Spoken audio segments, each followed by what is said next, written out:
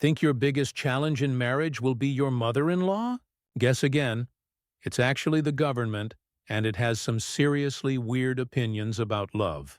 All around the world, lawmakers have turned romance into red tape, creating rules so ridiculous they could ruin even the most perfect proposal.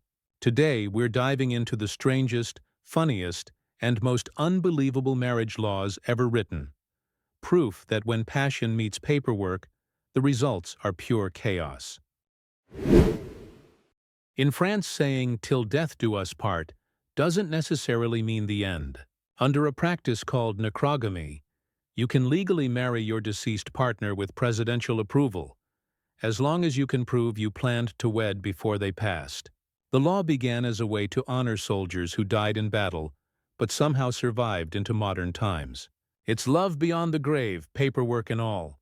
Talk about a relationship that truly outlived its limits. Thinking of proposing just for laughs? Don't try it in South Carolina. If you're over 16 and pop the question without any real intent to follow through, the law says that's a misdemeanor under offenses against morality and decency. Basically, it's a state-sanctioned crackdown on romantic trolling. So if you're getting down on one knee, you'd better mean it, or risk getting cuffed instead of engaged. Utah has one of the strangest takes on family love imaginable. You can't marry your first cousin there, unless you've both hit 65. The only other exception? Both over 55 and one is proven infertile. It's the government's way of saying, sure, go ahead.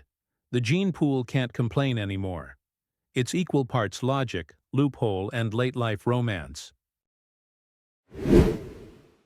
Kentucky is the land of second chances, and even third ones, but it draws a hard line at 4. The law makes it illegal to remarry the same person for a 4th time. You can tie and untie the knot 3 times, no problem, but on the 4th try, the clerk literally has to refuse. It's the legal version of your best friend saying, "No, seriously, stop going back to your ex." In Monaco, royal approval isn't a fairy tale detail. It's the law. Every citizen who wants to marry must publicly post their intent for 10 days, during which the prince himself can object and shut it down. That means your wedding plans can be vetoed not by jealous exes, but by an actual monarch. Imagine losing your big day because royalty just wasn't feeling your vibe.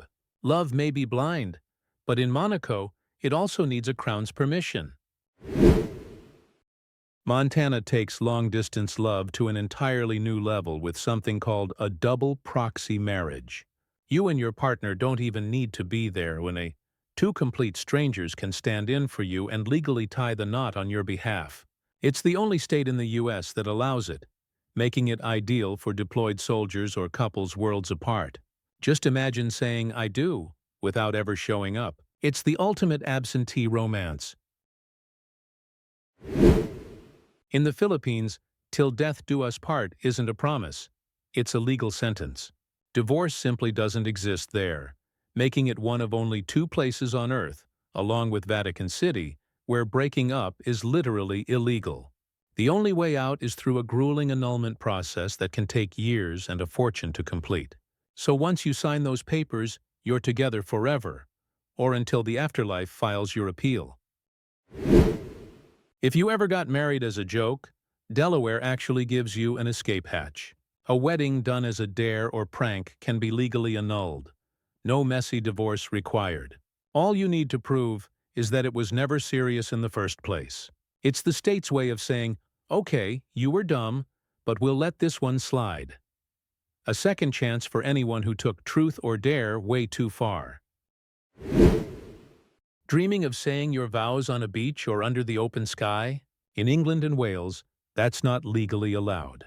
For a marriage to count, it must happen inside a fixed structure with a permanent roof, which is why gazebos are a legal loophole in disguise. The rule has frustrated generations of couples wanting that cinematic ceremony. It's romance by law, quite literally under one roof. New York's marriage laws include one eyebrow-raising detail. While marrying your niece or nephew is illegal, the ban only applies if you're their parents' full sibling. If you're only a half-sibling, the law doesn't see it as incest. That's right, the state technically allows half incest. It's a loophole so bizarre it feels like the lawmakers just gave up halfway through writing it. In Samoa, romance isn't just emotional. It's enforceable by law. An old statute makes it illegal for a husband to forget his wife's birthday. While it's unlikely anyone's been hauled to jail for skipping the cake, the law technically still exists. It's the world's only legally binding reminder to buy flowers. Forget love. This is government-mandated memory training. Once upon a time in Vermont, even your smile needed spousal approval. A wife legally couldn't wear false teeth without her husband's written permission. It's a leftover from an era when women were considered property, right down to their dentures. Imagine asking your spouse for a permission slip just to chew dinner. Talk about biting into patriarchy. Here's one that sounds more horror story than love story. In Massachusetts, there's technically no minimum age for marriage. With parental consent and a judge's approval, even a child can legally wed. It's a leftover from colonial times that somehow never got updated. A haunting reminder that not every old law is just silly. Some are straight up disturbing. In Nevada, even if your wedding was officiated by a fake minister or an Elvis impersonator, it still legally counts. As long as at least one person believed the officiant was legit, the state says you're married.